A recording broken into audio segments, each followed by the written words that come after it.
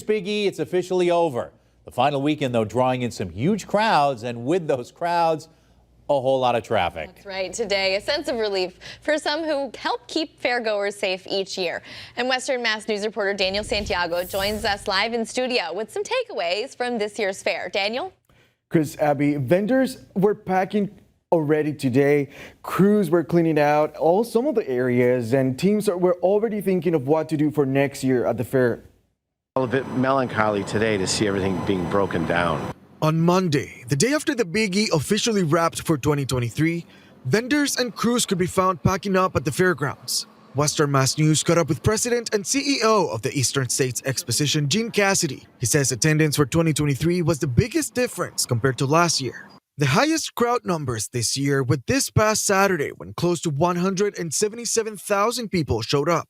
But total attendance compared to last year was lower. In 2022, there were just over 1.6 million fairgoers in all, while it was just over 1.4 million this year, a difference of 176,120 people. Cassidy attributes that to the change in ticket prices and the rain impacting 6 of the 17 days of the fair. Our admission ticket was increased this year for the first time in 13 years. We held off as long as we possibly could. I'm sure that has an impact on people's ability to enjoy the fair. We do our best to try to present as much within the package as possible to make it worth their while. But here in this case, we had 6 days of rain, 5 days of intense rain. In my 30 years on the fairgrounds, it was the first time in history that the carnival rides were shut down for an entire day. The last weekend of the fair was the busiest this year, but not just for fairgoers. It was also the busiest for Sergeant LaFrance and officers at the West Springfield Police Department. It's exhausting, to be honest with you. At the end of 17 days, the officers and the staff, for that matter, all the staff, we have dispatchers and records clerks and police officers. They're all working 12, 16-hour shifts.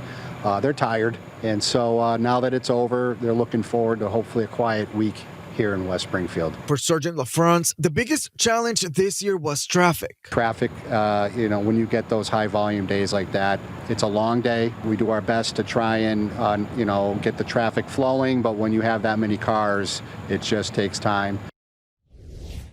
Gene Cassidy also tells us it takes somewhere between 12 to 18 months to put the fair together, which means he's already planning for next year.